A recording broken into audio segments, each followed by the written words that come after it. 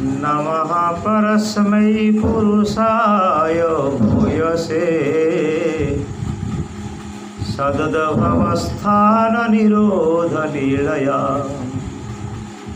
गृहीतशक्तिः त्रितयाय देहिनाम् अन्तर्भावायाम् उपलक्ष्य वर्तमने तस्मै नमः भगवते पुरुषाय भूम्ने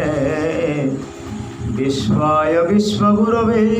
परादेवताय नारायणाय ऋषये च नरोत्तमाय हंसाय संजतगिरे निगमेश्वराय नमो नमस्ते अखिलकारणाय निष्कारणाय अद्भुतकारणाय सर्वागमनाय महार्णवाय नमो पवरदाय पारायणाय हंसाय हृदं निलयाय निरीक्षकाय कृष्णाय मृष्टजसस्फेरिरुपक्रमाय सत्संग्रहाय भवपान्तश्रमावतावन्ते परिष्टगतये हरये नमोस्ते परिष्टगतये हरये नमोस्ते हरि ओम नीलाद्रिकन्दरानन्दिवन्ति मन्दिरसुन्दरम् वन्दे वन्दारु मन्दारुम् इन्दिरामन्दिरं महत् नीलारविन्दकलिन्दजासुमिलिन्दचन्द्रं नीलारविन्ददाडिर्दलदलितञ्जनपुञ्जमञ्जु नीलाचूडालय चूडमुकुटायमानां नीलाम्बरानुजमयं शरणं व्रजेम नीलाम्बरानुजमयं शरणं व्रजेम गोविंद जय जय गोपाल जय जय गोविंद जय जय गोपाल जय जय राधा रमण हरि गोविंद जय जय राधा रमण हरि गोविंद जय जय गोविंद जय जय गोपाल जय जय गोविंद जय जय गोपाल जय सीताराम राम राम राधे श्याम श्याम श्याम सीताराम राम राम राधे श्याम श्याम श्याम सीताराम राम राम राधे श्याम श्याम श्याम सीताराम राम राम राधे श्याम श्याम श्याम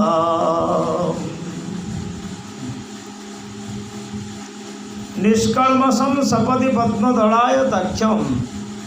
ध्यानेन तेन हतकिळि विषचेतनस्ते मातुर्पयोधर रसं न पुनः पिबन्ति जे कीर्तयन्ति वरदं वरपद्मनाभ निष्कल्मषं सपदि पद्मदलाय तक्षं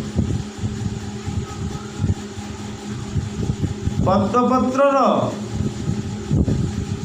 श्वेत शतदल पद्म सदृश जो भगवान नारायणंकर सुंदर सुनील नेत्र भागवत कहती नमः पंकजनाभाय नमः पंकजमालिने नमः पंकजनेत्राय नमस्ते पंकजांतरे प्रलय जले तोर बास नाभिरु पंकज प्रकाश पंकज माला सोहे गले विहरु भुवन मंडले पंकज लोचन सुंदर नमई पंकज पय ताहे भगवानंकर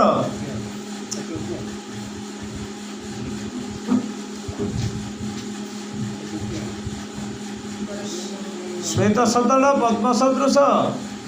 जार आखि अर्थ पद्मनयन भगवानंकर गुण जो मैंने निष्कल्मष भाव गान करती ध्यान तेन हतकिळि विष चेतनस्ते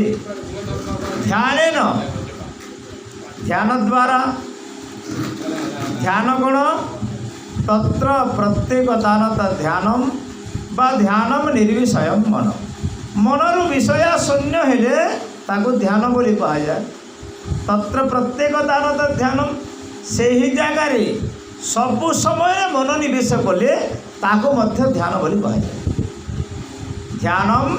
निर्विषय मन विषय शून्य मन को ध्यान बोली कहा जाए।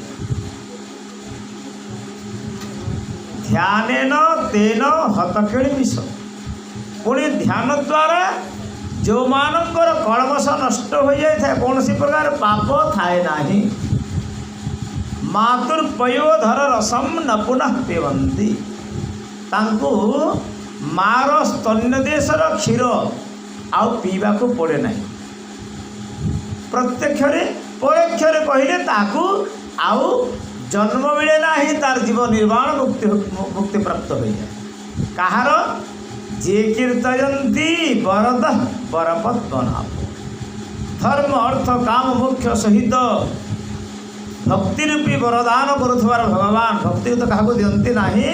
भागवत कहती मुक्ति ददाती करहिचिस्मरण भक्ति जो भगवान मुक्ति दे दियंती किंतु भक्ति दियंती नहीं। एनकरी बंगला भाषा रे जगदानंद बाबा लिखती आमी मुक्ति चाई ना हरि आमी भक्ति आमी गति चाई ना हरि पड़ी ए घोर विपदे तोमार श्रीपदे भक्ति भिक्षा पाए। आमी मुक्ति चाहे ना हरि मुच धातु तीन प्रत्यय मुक्ति हुए माने कौन सी बंधन खोली जावा एटा मुक्ति बोली कह जाए। आ से मुक्ति जो माने भी मुक्ति चाहते धर्म अर्थ काम मोक्ष धर्म अर्थ एवं काम जिमिति तीन प्रकार जदिओ जीवर धर्म होछि रंजित गुण रागेन स जीव जाति इति जीव जे रही पारे ना जे जाए ताको जीव बोली कहा जाए। गुण सतरजतम त्रिगुण राग अनुराग विराग सराग एवं राग आसक्ति आसक्त निरासक्त विशेष आसक्त एथिरे जीव सर्वदा बांधी कर। पीताम्बर दास कहती माछी पड़े तैलरू न पारई नहीं माछी जदि तेल रे पड़गला से जमी उड़ी पारे मायामोह जंजाल रे पड़ी हत मानव जी की आशा कामना लालसा पूर्वजन्मर इंद्र वासना जहाँ को उपनिषद कहती परांच कामा नयंती बालस्ते मृत्यु यंती बीत तस्य वासम अथ धीरा अमृतत्व विदित्वा ध्रुवे ध्रुवे ही न प्रार्थय। अन्य जन्मर इंद्र लालसारे आम जीवन को नष्ट भ्रष्ट कर देचु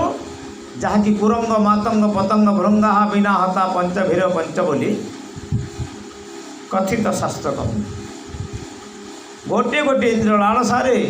गोटे गोटे जीव नष्ट हो जाती। प्रत्येक इंद्रिय को आम जब बहिर्मुखी करदेवा ताहले निश्चित भाव में पतन कारण किंतु इंद्रिय को बहिर्मुखी करेंगे विषया मार्ग में न कर भगवान मार्ग में इंद्रिय को आप नियोजित करेंगे। जीवान बंचोई ग्राम्य गीत गाई बाबूर जनी दिवस मो जीवा केबे भी चाहना ग्रामीण कथा गान करने। प्रहलाद कहते असुर बालक मानू छाड़ी अमृत कृष्ण कथा जे नीति करती ग्राम्य गीता विधाता तांकु बाम हेला बिअर्थे तांको जन्म गला जे सने विष्ठा भोजी माने विष्ठा भुंजती हत ज्ञाने विमुख कृष्णर कथारे अरहंती गृहादि व्यापारे आयुर्शतवर्षम भ्रूणाम परिमितम रात्रे तदर्थमिगत। आमर आयुष प्रायतः 100 वर्ष से राति शोई से अधा आयुष सरी जाए 100 वर्ष तो खाली दिन रहे नहीं 12 घंटा निश्चय रेस्ट ना निद्रायाम ह्रियते नवेतम रातिटा शोई कर सरी जाए एवं दिवस समय कुटुंब परिपोषण आमको किसी अर्थ संग्रह करने को पड़े ना कमाले खाब कण आए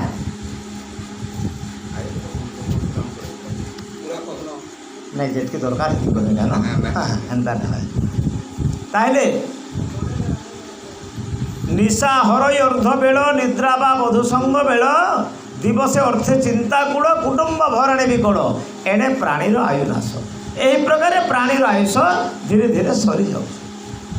निरते शोक दुख प्रास सुख मिलूनी ताकू सुखाय कर्माणी करोति लोके संस्कृत भागवत कहते सुख पाइबा मनीष कर्म करे हेले परिणाम कौन हुए सुख न पाई से दुख पाए बड़ आनंद बार हरि हरि आ ये दुख रु निस्तार होगा उपाय कौन अच्छी विपद विस्मरणम विष्णु भगवान को भूली जावाटा हूँ विपद बा दुख संपद नारायण स्मृत संपद नारायण स्मृत गीत गोविंद महाकाव्य कवि जयदेव लिखती हरि चरण स्मृति सारम भगवान चरण कमल को स्मरण करवा ताही हूँ जीवर श्रेष्ठ धर्म महात्मा भीम भाई मध्य लिखती शयने भोजने स्थिति बासस्थाने जे पालई प्रभु धर्म शयने भोजने स्थिति बासस्थाने जे पालई गुरु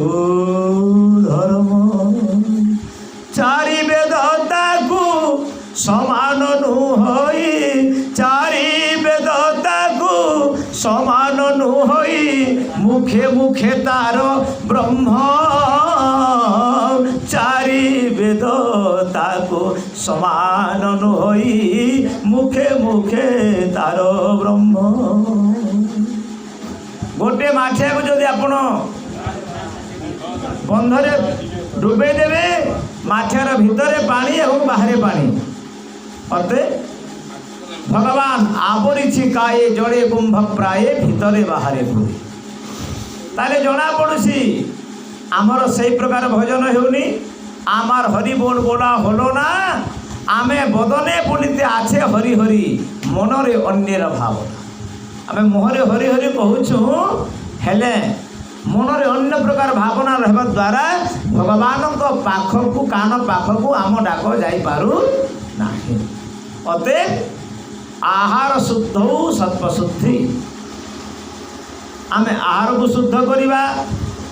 तापर अंतसत्व शुद्धि हेब मन बुद्धि चित्त अहंकार ये सब शुद्ध हम एवं ये सब शुद्ध है कौन आमर हृदय भितर 5टी गंठी अच्छी आशा गंठी माया गंठी मोह गंठी एवं आसक्ति गंठी और इच्छा ग्रंथि जहाँ काम बोली कहे यही 5टी ग्रंथि को आपण किमिति भाव में दूर करेंगे सत्संग रे बसिबे भगवान कथा शुणिबे ताकू मने मने चिंता करेंगे एवं निज जीवन जदि पालन करेंगे एणुक वेदमंत्र कहते अरे आत्मा श्रोतव्यंच मंतव्यंच निधिध्यासितव्यंच शृण्वन्तु देव अमृतस्य पुत्र ए आत्मा परमात्मा ठार आसी सत किंतु भागवत कहती कालर तहु आत्मा जात से नुहे विष्णु माया ग्रस्त अच्छे ना कालर तहु आत्मा गत प्रथम एक ब्रह्म थिला दुई रे प्रकृति होइला जगत रो माया एवं भगवान एमानंकर भितरे ईश्वर तेज अंतराल भगवानंकर तेजर अंतराल अंतराल माने कौन गभीरता ईश्वरंकर तेज तेज माने कौन व्याकरण कहती तीज निशाने भेद करिबारे बल्बटा जलुची हेले आलोक देउची भेद करूनी बल्ब चोट करसी ना कर चंद्र को कहा जाए सुधाकर बा सुधांशु अमृत कर दियंती चंद्र किंतु सूर्य खरांशु बा चंडांशु सूर्यंकर किरण आलोक उत्ताप आलोक देखिए सीना सूर्यंकर किरण समय जानी भल लगे समय जानी मंद लगे शीत मासरे सूर्य उत्ताप भल लगे किंतु ग्रीष्म ऋतु भल लगे ना सेटा सामयिक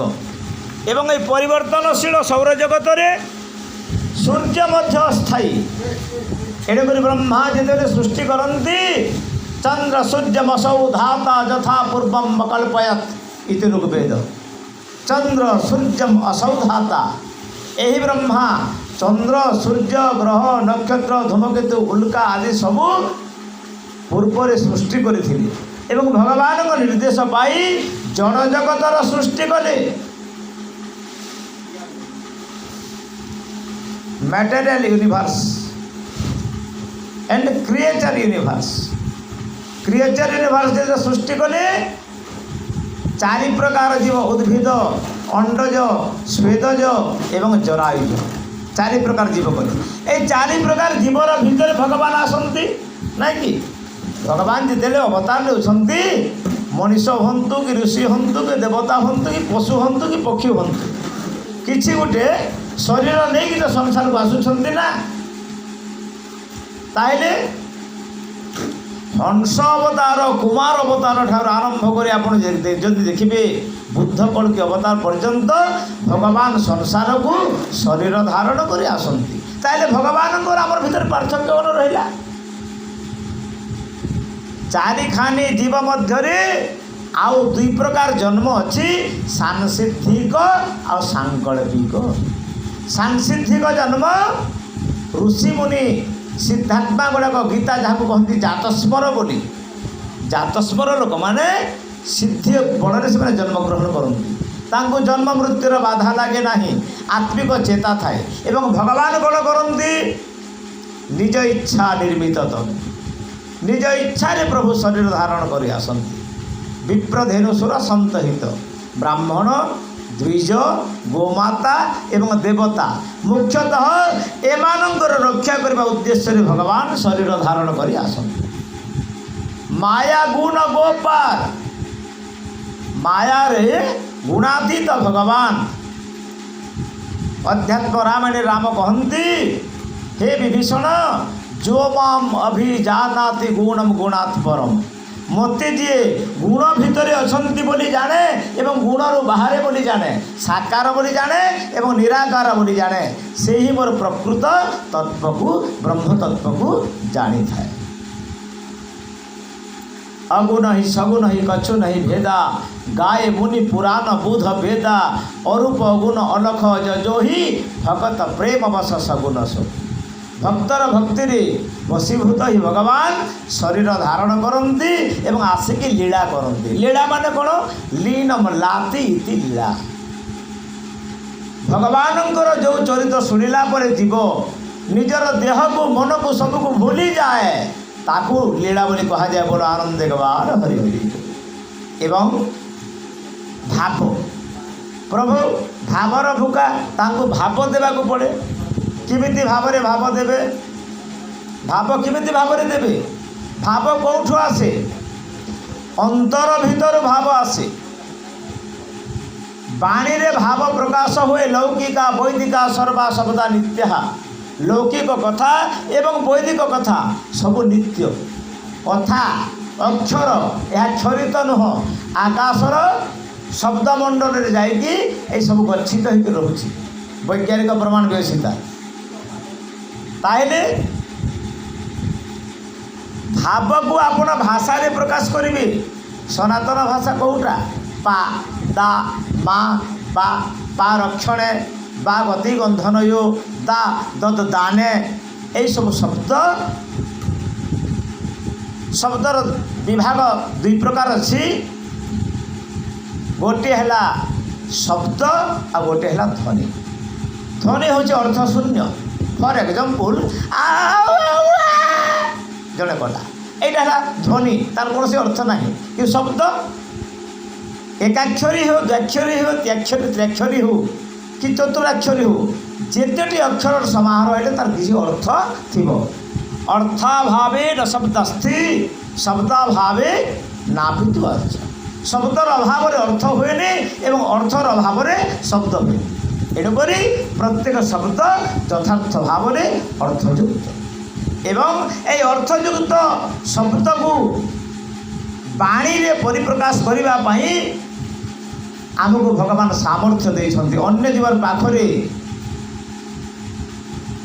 4 प्रकार बाणी रहे, तांको पाखरे बैखरी बाणी रहे,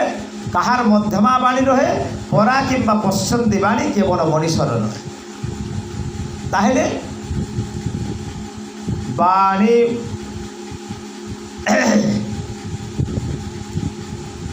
सबई मन कृष्ण पादारविंदयो बचांसी हरेर गुण नाम कीर्तनाद। सबई मन कृष्ण पादारविंदयो, भगवान कृष्णंकर पाद जुगल रे जो मन लागिकी रहिला से ही मन को मन बोली कहा जाए। और अन्य मन मन नह, से अमन हो पारे, कुमन हो पारे, विमन हो पारे, किंतु उत्तम मन नह, सुमन नह। ताहिने बचांसी हरेर गुण नाम कीर्तन। संस्कृत में बचांसी है बहुवचन। कथा गुड़िक आम तो अनेक कथा कहूँ ना, यही कथा को से कहनी कथा को 4 भाग विभक्त करछन्ति। संस्कृत भागवत प्रमाण करन्ति शब्द ब्रह्म सुदुर्बोधम प्राणेन्द्रिय मनोमय। प्राण, इंद्रिय, मन एवं आत्मा, ये 4 जनकर भाषा अलग अलग हुए। मनर बाणी है बैखरी, प्राणर बाणी है मध्यमा, इंद्रियर बाणी है मध्यमा, प्राणर बाणी है परा पश्चंती एवं आत्मार बाणी है परा बाणी। बचांसी हरेर गुण नाम कीर्तने। आमे जदिओ भगवान कथा शुणुचु, आम भीतर जो मन बुद्धि चित्त अहंकार एमाने से कथारे निवेदित नहंती। तेणुक शास्त्र कहती लीला कथा निसेवनम प्रकुरुषे अंतरेण। मन बुद्धि चित्त अहंकार रे भगवान कथा शुण। अहंकार कर्म करिवार शक्ति, बुद्धि मन बुद्धि कि बुद्धि विवेचना करिवो, किंतु विशुद्ध विवेचना हेले विवेक अदर नेम इज गॉड। विवेकर अन्य नाम होछि भगवान। विवेक केबे भूल करंतिनी। तापर चित्त, चित्त 5 भाग विभक्त, क्षिप्त, विक्षिप्त, मूढ़, एकाग्र आउ समाधि। तुलसीदास लिखती विषयी साधक सिद्ध सयानी। केते विषय लिप्त होकर रोचंती, केते साधक भगवत साधन करुछंती एवं केते सिद्धि प्राप्त हो सारी। 3 प्रकार जीव आम अच्छु एवं आमर चित्त क्षिप्त विक्षिप्त आ मूढ़। एकाग्र चित्त केते बेले हेबो ध्यान करी करी विषय जदि दूर हेबो एवं समाधि केते बेले आसीबो। जोग दर्शन कहती सतु दीर्घ काल नैतर्य संस्कार दृढ़ भूमि। आमे संक्रांति करुछुं, पूर्णिमा करुछुं, पंचमी करुछुं, षष्ठी करुछुं, एकादशी व्रत पालन करुछुं। कहीं न कले कौन क्षति अच्छी? जो मैंने एकादशी व्रत करना, संक्रांति व्रत करना, कौन खाइबा पीवा मिलूना कि पिंधा माखिबा घसीबा बुलवा मौज मस्ती कर किसी असुविधा हो कि? तो आम जो मैंने करूँ कहीं करूँ अभ्यास जोग जुगते न चेतसा नन्यगामीन। आमर अभ्यास आसब आ चित्तर अन्य कथा न पूरे ही केवल प्रभुंकर कथा पूरे हेब। यही कथा को आम सर्वदा जत्न करूँ। आम प्रयत्नवान होचु जे किमिति भाव में आम प्रभुंकर समीपवर्ती हो पारिबा, प्रभुंको भक्ति करि पारिबा। कारण ते तत्र गत्वा परमं परार्धे परमृतात् परिमुच्यन्ति सर्वे। সেই নিত্যমণ্ডল को गला परे जीव अनेक दिन रहिला परे सेठी संपूर्ण भाव में मुक्ति प्राप्त हो पारे नहीं सामयिक मुक्ति केते जुग गला परे परमात्मा ताकू बाहर कर दियंती वेद मंत्र कहती प्रजापति गर्भेश्चरति अंतर जायमानो तड़के आवश्यक नहीं प्रजापति गर्भेश्चरति जो ब्रह्मा आदि जीव भगवान प्रथम सृष्टि भगवान विराट हेले ब्रह्मा को स्वराट बोली कह जाए एवं से स्वराट ब्रह्मा पद्म बराटक मध्य पद्मकोश मध्य रहीकि ब्रह्मांकर नाभि कमल आसीथिबा पद्म ता भितर रहीकि ब्रह्मा अथलाथल प्रलय जल भितर ता मन में चिंता आसे काले पद्मनाड़ भांगी जीव मु पानी रे बुड़ी मरबी भय आसबनी निश्चय भय आस कहीं जीवर पाखरे शोक अच्छी मोह अच्छी आ भय अच्छी यहाँ क्या छाड़नी अतीत आम शोक करूँ वर्तमान पाई मोह करूँ एवं भविष्य भय करूँ काଣା हो क्या बोल ये तीन जिनस केन नष्टसी यस्याम वैश्रावयामास कृष्णे परम पुरुषे भगवान परम पुरुष कृष्ण को जो माने श्रवण करती अर्थ कृष्णगण आकर्षण करिवार शक्ति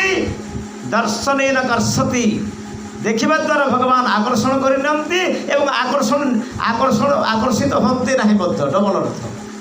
कृषि धातुर भूर्वाचक नष्ट निवृत्तिवाचक ततः कृष्ण पदन्यास परम ब्रह्मा भिद्यति कृष वर्धने क्षण नष्टे वर्धन करी आध्यात्मिक गुण को एवं वैखरी अविद्या को नष्ट करेंगे ना कृष्ण कृषि धातु कर्षण करने अर्थ आम हृदय क्षेत्र को कर्षण करेंगे तहिरे जहाँ अनाबना घास थी काम क्रोध लोभ मोह मद मात्सर्य आदि ताकू अलगई देवे नष्ट निवृत्तिवाचक असत्कर्म निवृत्त कर भगवान मार्ग आमको प्रवृत्त करदेवे योग दर्शन कहती तदधि तस्य वर्धनम से ही बुद्धि जदि नेब से ही बुद्धि निश्चय बढ़ आपण जो प्रकार बुद्धि परिचालित हे से गुण बढ़ ना जन्म है समय छोट समय आम कहानी कौन प्रकार अभ्यास थाए ना कि अभिमान भी थाए जेते बेले बड़ हूँ जेमिति जेमिति लोकर सांगरे सांग हूँ आम सहित तांकरी गुण को अनुकरण करी प्रथम वृत्ति करूँ मजारे तापर वृत्ति करूँ वृत्ति कलापर तहरे प्रवृत्ति हो जाए तापर आमर प्रकृति बनी जाए आ प्रकृति बनी जा द्वारा आमर कौन हुए मंद व्यक्ति सहित साथी होता द्वारा मंद बुद्धि मिले मंद प्रकृति हुए एवं भल लोक सहित संग साथी होगा द्वारा आमको भल सद्गुण मिली था खगेश्वर सेठ लिखती निशा पशा तामसादि विलास व्यसन स्वेच्छाचार व्यभिचार अड्रप फेसन आलस्य विलास हिंसा छंद द्वंद्व खड़ जीवन विनाशकारी कुसंगर एणुक कुसंगर सर्वदा दूरे रहिबे गोस्वामी तुलसीदास कहले बरु भल नरके निवास कुरु ताता बरु भल नरक निवास कुरु ताता अपितु दुर्जन संग न देहि विधाता दुर्जन संग न देहि विधाता हे भगवान आपण मते नरक कुंडरे जगह देवे किंतु दुष्ट व्यक्तिर संगति मते देवे नाही फकीर मोहन लिखती कुमति सुमति संगति दुर्गति सुमति लभई सीना अमृत गरण एक मेल हेले गरण पड़ई जना कविस्वरंकर अन्य पदे अच्छी गोरस गंगा जल पूरी था घट गौरक्त मिश्रण सब हो जाए नष्ट इटा भी गाय देखिन बाहर से बोलिकी गुरस चीनी सरसर थी दही सरसर थी सेन गायर रगत थी जदि पकईदेल हाड़े रसगुल्ला अच्छे से किरासिनी थी पकईदेल रसगुल्लार गुण रहे किरासिनी गुण सब हो बोल आनंद बार हरि हरि बोल एणुक शुद्ध सुपरफाइन धोती जदि मक्षिका गुण लगे भल सुपरफाइन धोती घिनले और अड़ा न थुई देले पहला दिन देखले जे माछी गुटे हकी दी टिके बाकी टिके तो है बोले आउ दिन 3-4 गला पर फिर 5-6टा मासी होगी दीछन ए पूरा 5 के 6 तो होगी छन बोले अषाढ़ मासे घिनी छन नुआखाई दिन पिंधबी बोली कर नुआखाई दिन धोती खोलला बेल के ऊपर फाले जहाँ थिला सब से धोती गला हो जाइए आ से धोतीर जितने पिंधे से धोपटा के केहरे देखन केटा के देखबे कलाटा के देखबे एनु करी do good and forget it if you are joint on bad work remember again and again पाप कर्म जदि करी बारंबार मने करबे भूल कली प्रभु ई गोबर ने करे बोली करी और भल काम जहाँ करबे भूली दिबे स्वाध्याय जप दान जो धर्मग्रंथ पढ़वारे प्रभुंर नाम जप करवारे आ जीव के दान देवारे अन्न वस्त्र जल आदि दान देवारे पश्चाताप न करबे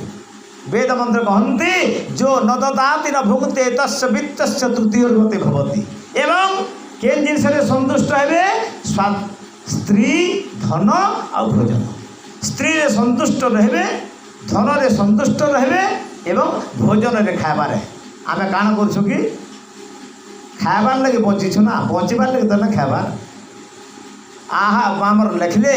ऐसे भोजन करना चाहिए जो हित मित्री एमिति खाद्य खाइबे खाद्य शरीर भल करुथिबो स्वाद भी लागुथिबो आ अल्प होइथिबो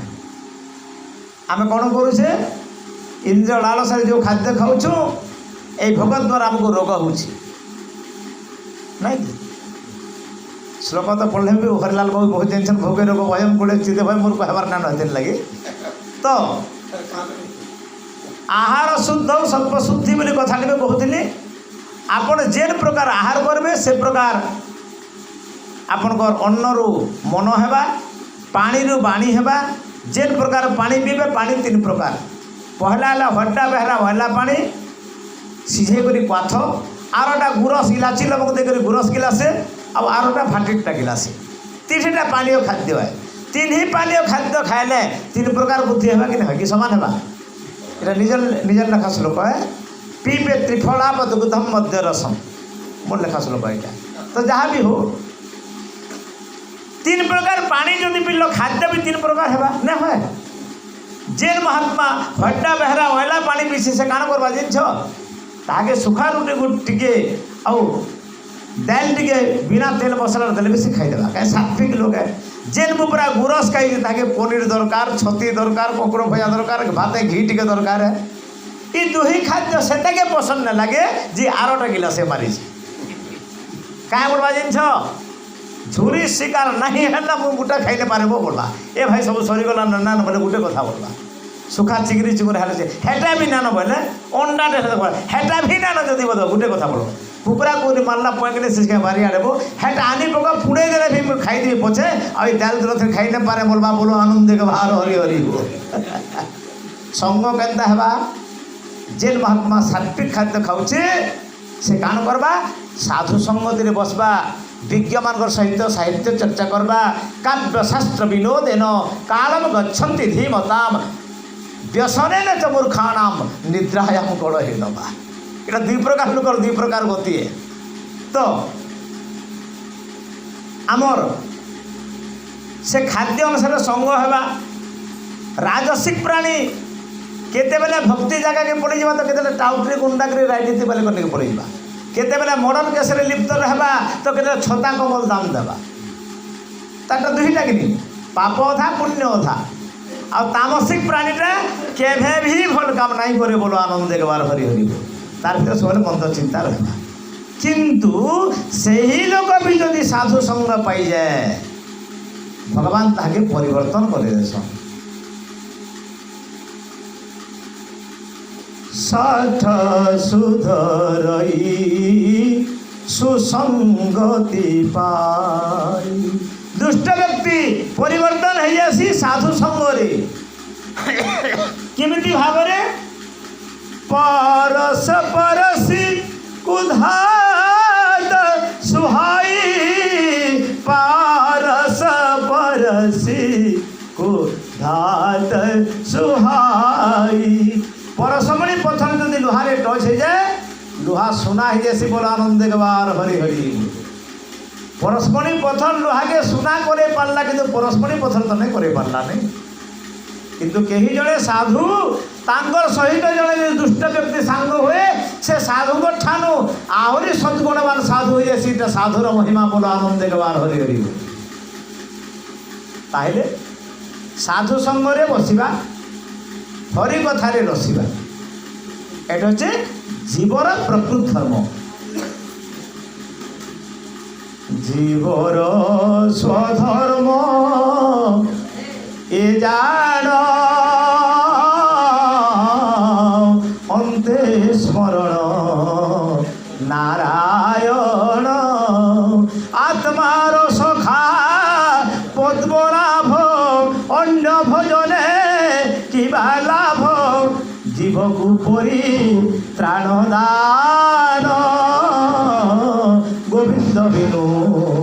নাহিয়ান বলো আনন্দে গবার হরি হরি।